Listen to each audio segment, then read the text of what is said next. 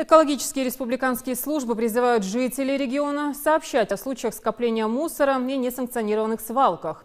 Сегодня, кстати, совместно с управлением Росприроднадзора республики проинспектировано несколько таких территорий, в частности, свалки в Орджоникидзевском, Карабулаке, а также места кремационных печей.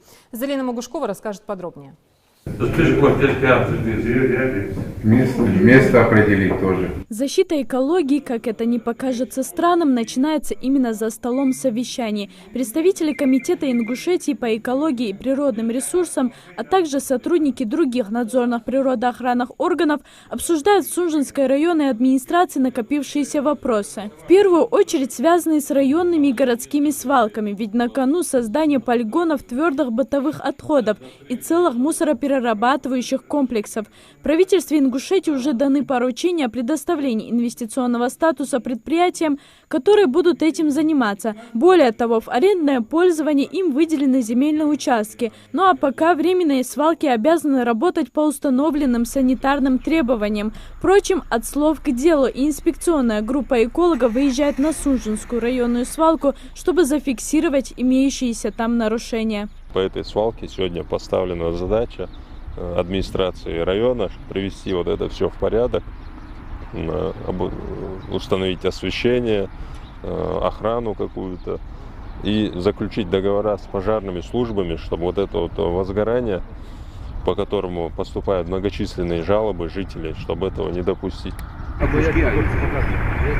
Тем временем на городской свалке в Карабулаке горит мусор. Соколы облетают эти места по дуге, как кратеры вулкана. Однако это явление не назовешь природно-экологическим. Дым, который источают мусорные вулканы, очень вреден для всего живого. Так как свалка находится на балансе администрации Карабулака, она уже несколько раз попадала под штрафные санкции из-за несоблюдения экологических требований. Кстати, такой штраф составляет около 20 или даже 30 тысяч рублей на юридическое лицо.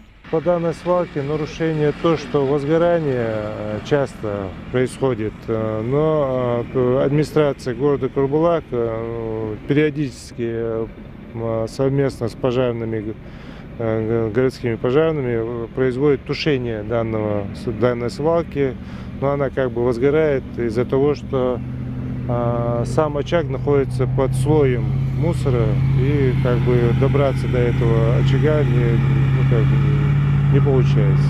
Также экологи проверяли соблюдение санитарных требований на скотомогильниках и у кремационных печей для скота. Они должны быть расположены на расстоянии не менее 500 метров от жилых животноводческих построек и проезжих дорог, а также рек, прудов и других водоемов.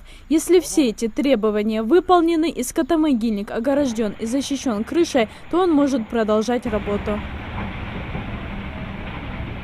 Экологи Ингушетии призывают земляков сообщать им о местах скопления мусора и несанкционированных свалках. А Республиканский комитет по экологии и природным ресурсам обещает, что обязательно рассмотрит все обращения жителей и примет меры по каждому проблемному вопросу. Залина Могушкова, Ахмед Парчиев, Новости 24.